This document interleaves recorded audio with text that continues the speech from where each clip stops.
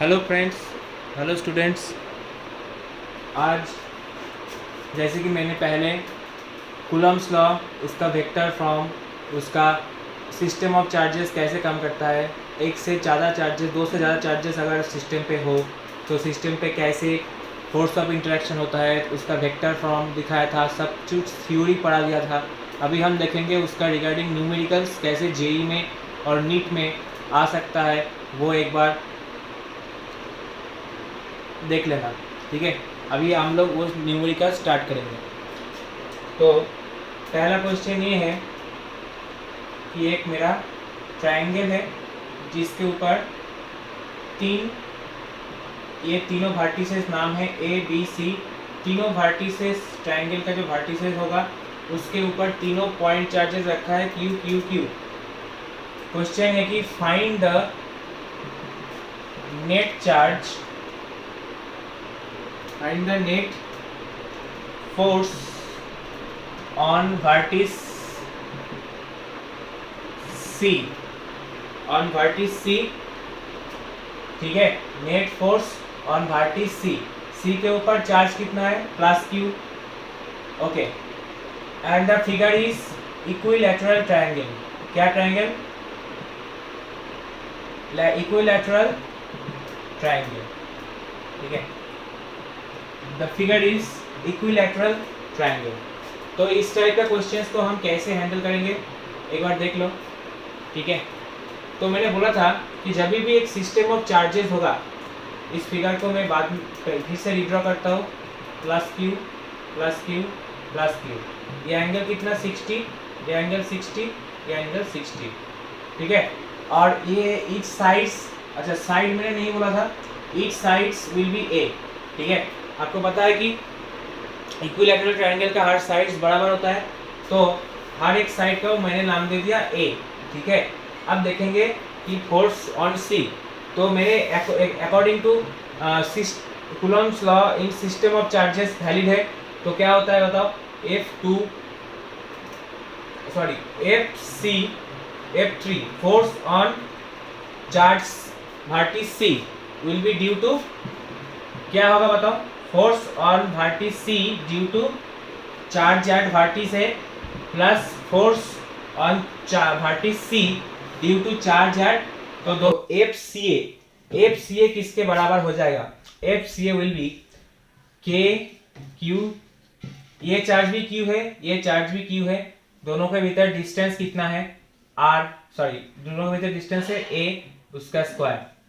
ठीक है, पर इसका एक ये तो मैग्नीट्यूड हुआ, और डायरेक्शन भी तो चाहिए ना। डायरेक्शन किधर होगा? इस वर्टिस के ऊपर डायरेक्शन होगा, ये इसको रिपेल करेगा तो एंगल आएगा अलोंग दिस डायरेक्शन। ठीक है, डायरेक्शन इस तरफ होगा एंड मैग्नीट्यूड होगा F cube square by A square. ठीक है, एंड इसके लिए कितना होगा बताओ, इसके लिए कितना होगा? तो इसके लिए होगा, अच्छा पहले हम एफ सी ए का मैग्नीट्यूड लिख लेते हैं। क्या होता है? हाफ के Q square by A square. ठीक है, डायरेक्शन किधर? इस दिशा में। तो सिमिलरली एफ सी बी कितना होगा बताओ, एफ सी बी कितना होगा? F C B due to B, तो ये चार्ज, इसको हमें इस चार्ज के ऊपर कितना फोर्स अप्लाई हो रहा है वो देखना है। तो इस चार्ज के ऊपर इफेक्ट कौन कर रहा है? ये चार्ज। इस चार्ज की वजह से इस चार्ज के ऊपर फोर्स किधर होगा? इस डायरेक्शन में। ठीक है, ये चार्ज इसको दूर की तरफ खींचेगा क्योंकि पॉजिटिव चार्ज है, रिपेल करेगा। तो रिपेल करेगा तो किधर जाएगा? इस तरह डायरेक्शन पे जाएगा। अब देखो फॉर्चुनेटली दोनों के बीच का एंगल हो गया है 60 डिग्री, एंड इसका मैग्नीट्यूड क्या होगा? F C B K Q square by A square.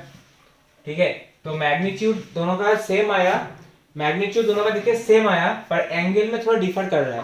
तो हमें एफ नेट निकालना है। तो हमारे पास एफ नेट का एक फॉर्मूला है। क्या होता है? एफ नेट का फॉर्मूला होता है root under f1 square plus f2 square plus 2f1 f2 cos theta. ठीक है, हमारे पास फॉर्मूला है कि एफ नेट का कि f1 plus f1 square plus f2 square plus 2f1 f2 cos theta. अब दोनों के फोर्स बराबर है, किसके बराबर है बताओ? के Q square by A square के बराबर है। इसको हम नाम देते हैं, इन दोनों को हम नाम देते हैं एक तीसरा एफ। तो एफ स्क्वायर प्लस 2f²। अब दोनों के भीतर एंगल कितना है बताओ? दोनों के भीतर एंगल है 60 डिग्री, cos 60 डिग्री। ठीक है, तो ये कैलकुलेट करके हमको क्या मिलेगा हम नेक्स्ट स्लाइड पे देखेंगे। ठीक है, तो ये स्लाइड को पहले एक बार पॉज कर लो, फिर टोटल कॉपी कर लो। किसी भी जगह पे डाउट है तो मुझे बता देना। ठीक है, तो मैं नेक्स्ट स्लाइड पे जा रहा हूँ। तो थोड़ी देर के लिए ये, हाँ, तो नेक्स्ट स्लाइड पे मैं फिर से पढ़ा रहा हूँ। देखिए F net will be equals to, इसको काटिए, काटने के बाद ये फॉर्मूला फिर से रिड्रॉ करने के बाद हमें आएगा, ये फॉर्मूला रिड्रॉ करने के बाद आएगा एफ नेट का modulus will be equals to root under f² plus 2f² cos 60 degree. तो cos 60 का हाफ होता है 2 इंटू हाफ हो जाता है 1, तो f² प्लस f² 3f² हो जाएगा। तो आएगा √3f और f का वैल्यू था हमारे पास कितना kq²/a², kq²/a²। ठीक है, kq²/a²। ठीक है, और as the two forces are equal, आपको पता है दोनों फोर्स बराबर है, तो जो रिजल्टेंट फोर्स होगा वो इसके एकदम बीच में से जाएगा, तो उसके एग्जैक्ट बीच में से पास करेगा। दैट इज वाई वो जो रिजल्टेंट फोर्स होगा ना, उसका angle from positive x axis will be 30 degree. तो हम लिख सकते हैं कि direction wise what is the value of F net. F net will B, पहले हम लिखेंगे डायरेक्शन, पहले आप लिखेंगे मैग्नीट्यूड, कितना मैग्नीट्यूड है, उसके बाद डायरेक्शन पे लिखेंगे कितना, ये पॉजिटिव एक्स एक्सिस के साथ कितना एंगल कर रहा है 30 डिग्री। तो 30 डिग्री हमें क्लॉकवाइज जाना पड़ेगा, तो एंगल लिख लेना -30 डिग्री। ये होगा हमारा फाइनल आंसर। ठीक है, इसको आप दो पार्ट में डिवाइड, ये तो पोलर फॉर्म पे हो गया, कार्टेशियन फॉर्म पे क्या होगा √3 kq²/a²। हाँ, -30 को लिख सकते हैं क्या, cos 30 plus i sin 30, sorry, ये i into cos 30 plus j into sin 30। ठीक है, माइनस पोलर फॉर्म, आपको पता है पोलर फॉर्म से कार्टेशियन फॉर्म से पोलर फॉर्म पे कन्वर्ट करना और पोलर फॉर्म से कार्टेशियन फॉर्म पे कन्वर्ट करना, ये आपको आना चाहिए। ठीक है, तो ये हो गया पहला। सेकंड जो मेरा फॉर्मूला है वो मेरा सेकंड इक्वेशन हो गया मेरा कार्टेशियन कोऑर्डिनेट सिस्टम पे, और फर्स्ट जो फॉर्मूला है वो मेरा पोलर कोऑर्डिनेट सिस्टम पे। ठीक है, दोनों ही करेक्ट है, दोनों में से अगर ऑप्शन पे जो चीज़ होगा वही हमको लिखना है। Okay, thank you very much.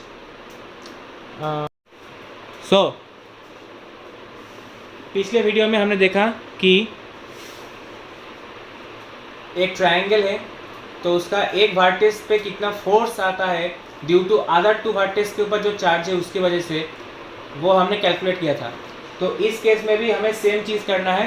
तो इस केस में हमें वर्टेक्स ए पे -q चार्ज के ऊपर कितना फोर्स अप्लाई हो रहा है वो हमें निकालना है। Due to the two charges present at vertices B and C, both are q and q respectively. ठीक है, इधर q चार्जेस है और इस q के ऊपर कितना फोर्स अप्लाई हो रहा है हमें निकालना है। तो ये क्वेश्चन मैं सॉल्व नहीं करूँगा, ये आपका होमवर्क है। ठीक है, ये मुझे व्हाट्सएप पे यूट्यूब पे कमेंट सेक्शन में मुझे आंसर बता सकते हैं, और व्हाट्सएप कर सकते हैं डायरेक्ट, जो मेरा स्टूडेंट्स है वो डायरेक्ट कमेंट व्हाट्सएप पे मुझे डीएम करे इसका आंसर। ठीक है, ये आपका होमवर्क है। मेथड सेम है बेसिकली, जैसे पहले मैंने किया था पहले पिछले क्वेश्चन में, वैसे ही इस क्वेश्चन में भी सेम चीज़ करना है, करके दिखाना है। अगर नहीं हो रहा ठीक है तो कोशिश कीजिए, अगर नहीं हो रहा ठीक है तो बाद में बताना, मैं क्वेश्चन का सॉल्व कर दूंगा। ठीक है, ओके। तो फ्रेंड्स हेलो, इस क्वेश्चन पे हम देखेंगे कि कैसे एक स्क्वायर है जिसका साइड ए है, तो find the net force on charge at C point पे जो चार्ज है -q, उसके ऊपर नेट फोर्स कितना होगा, उसके ऊपर नेट फोर्स कितना होगा due to the charges present in A B and D, all are +q +2 +q। तीनों चार्जेस की वजह से मेरा नेट फोर्स एट सी क्या होगा वही हमें फाइंड आउट करके दिखाना है। ठीक है, तो अभी शुरू करते हैं। तो इसको मैं इरेज करता हूँ। हमें पता है कि सी पॉइंट पे हमें निकालना है।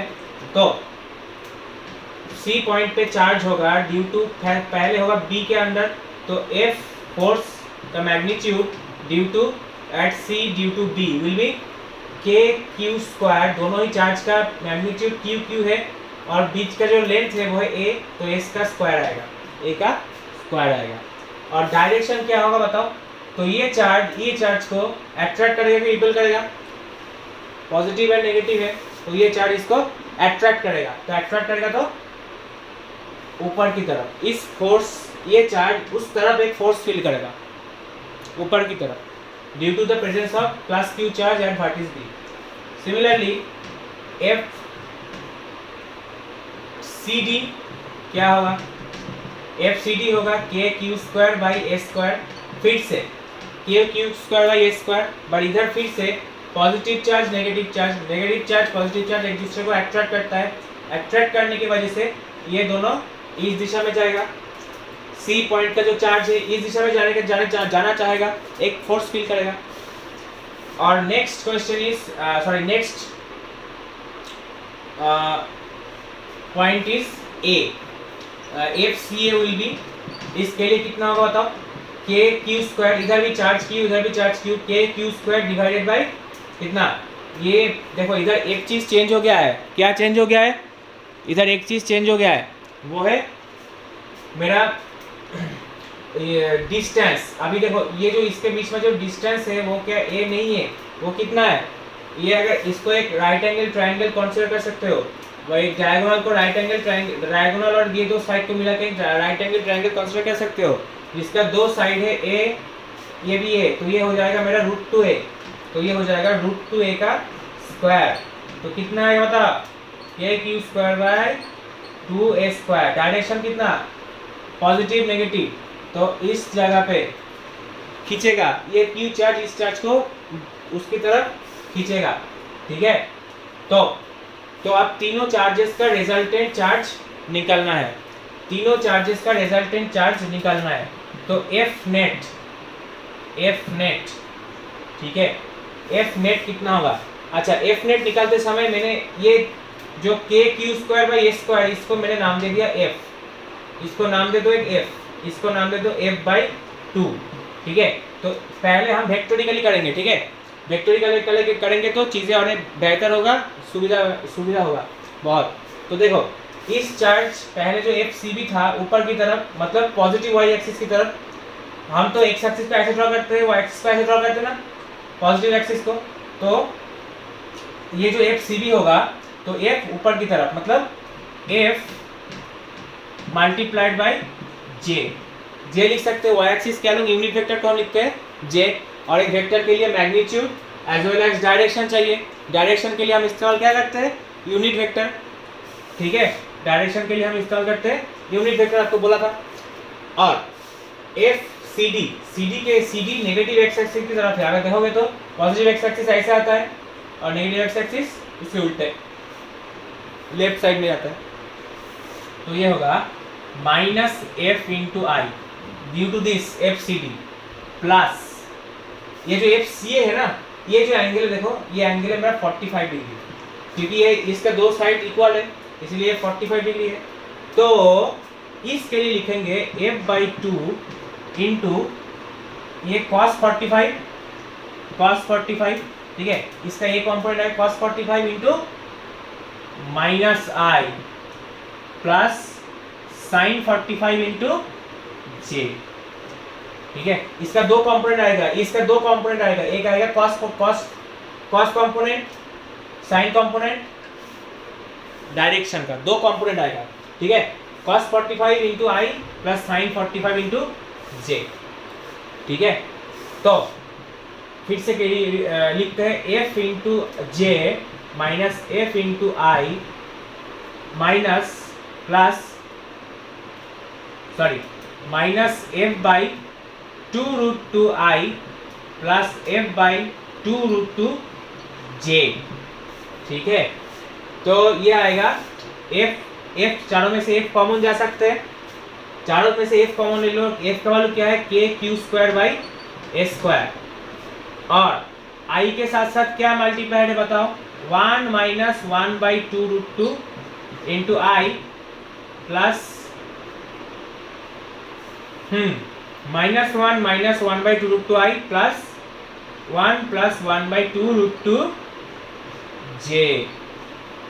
ठीक है, कुछ ऐसा आंसर आएगा, कुछ ऐसा आंसर आएगा, -1 माइनस रूट 2 आई प्लस इसको हम ये भी लिख सकते हैं, ऐसे भी लिख सकते हैं कि k Q square by A square 1 plus 1 by 2 root 2 minus i plus j, ऐसा भी लिख सकते हैं। देखो ये मेरा फाइनल आंसर होगा। ठीक है, एक बार ध्यान से देख लेना कि क्या हो रहा है।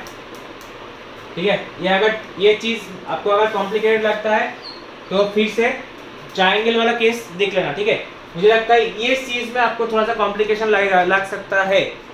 ये चीज़ में कैसे मैंने डायरेक्शन को 2 पार्ट में डिवाइड किया। देखिए मैंने बोला था कि ये जो डिस्टेंस है, ये जो ए डिस्टेंस है, दोनों के बीच का जो डिस्टेंस है उसको एक वेक्टर की तरह हमने ट्रीट किया था Coulomb's law in vector form पे। तो अगर इसको वेक्टर फॉर्म पे, लेंथ को भी एक वेक्टर फॉर्म पे लिख सकते हैं। क्यों? डिस्प्लेसमेंट, मैंने बोला था लेंथ 2 टाइप का होता है, एक होता है डिस्टेंस, दूसरा होता है डिस्प्लेसमेंट। अब जब डिस्प्लेसमेंट के बारे में बात करेंगे तो वो हो जाएगा वेक्टर क्वांटिटी। वेक्टर क्वांटिटी का 2 कंपोनेंट में डिवाइड कर सकते हैं। तो ये मान लो कि इस डायरेक्शन पे एक वेक्टर काम कर रहा है, डायरेक्शन वेक्टर, पोजीशन वेक्टर इस डायरेक्शन में काम कर रहा है। पोजीशन वेक्टर का 2 कंपोनेंट निकाला, ये हो जाएगा इसका ये एंगल 45 डिग्री, तो ये हो जाएगा cos 45। cos 45 है अलोंग नेगेटिव एक्सिस की तरफ, इसीलिए मैंने नाम दे दिया माइनस आई, और sin 45 है पॉजिटिव एक्सिस की तरफ, तो मैंने नाम दे दिया j। ठीक है, क्योंकि ये मैग्नीट्यूड था, ये डायरेक्शन था। डायरेक्शन के लिए unit vector is the only vector था, और ये पूरा मैग्नीट्यूड था। मैग्नीट्यूड पे कोई डायरेक्शन नहीं होता, पर वेक्टर के यूनिट वेक्टर का डायरेक्शन होता है, यूनिट वेक्टर का डायरेक्शन होता है। ठीक है, तो इसका 2 कंपोनेंट है cos 45 minus i plus sin 45 into जे। तो ये चीज़ अगर आपको समझ में नहीं आया तो मुझे व्हाट्सअप कीजिए। ठीक है, व्हाट्सअप पे बताइए, क्योंकि ये चीज़ स्टूडेंट को बहुत प्रॉब्लम होता है, मैंने देखा है बहुत जगह पे। ठीक है, फाइनल आंसर ये आएगा। एक बार घर पे अगर मेरे क्वेश्चन पे कैलकुलेशन में कोई गलत है तो मुझे कमेंट सेक्शन में बताइए। ठीक है, और मैं ऐसे ही क्वेश्चन लगातार कराते रहूँगा। ठीक है, सब जेई का क्वेश्चन है। ओके ठीक है,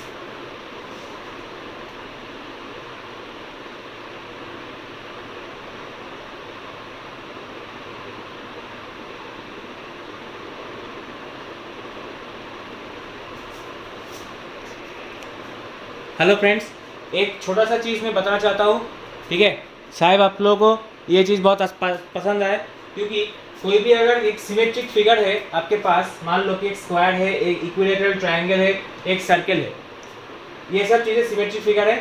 तो अगर आप स्क्वायर के डायगोनल का इंटरसेक्शन पॉइंट पे, मतलब स्क्वायर का जो सेंटर है, ट्रायंगल का जो सेंटर है, ट्रायंगल का जो सेंटर है, और सर्कल का सेंटर तो आपको पता ही है, ये सब रेडियस होगा r। तो ये सर्कल के सेंटर पे अगर कोई भी चार्ज रखोगे ना, उस चार्ज के ऊपर नेट फोर्स होता है 0। एक बार फिर से रिपीट कर रहा हूं, if you have symmetric figure then net force on charge placed at center will be 0। ठीक है, net force placed on charge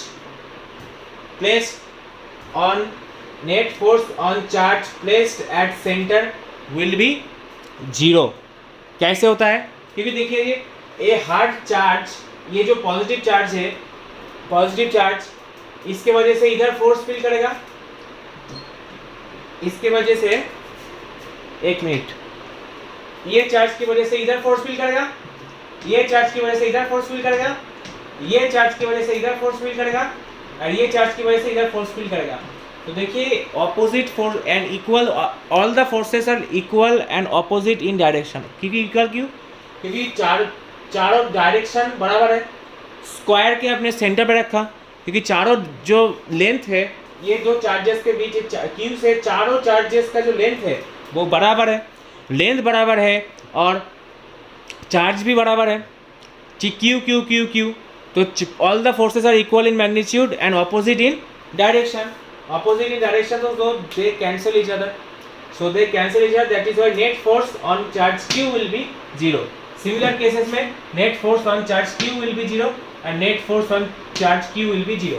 तो ये छोटा सा एक टॉपिक था, ये टॉपिक से हमने ये सीखा कि if you have symmetric figure, आपके पास अगर सिमेट्रिक फिगर है जैसे कि इक्विलेटरल ट्रायंगल होता है, स्क्वायर होता है, सर्कल होता है, then the net force on charge placed at center will be 0.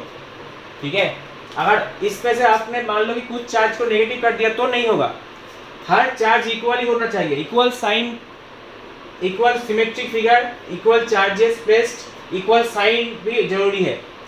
अगर ऐसा हुआ, सब केसेस सिमेट्रिक हुआ, तो net force placed on the charge at centre will be 0। ये चीज ध्यान पे रखिएगा, ठीक है।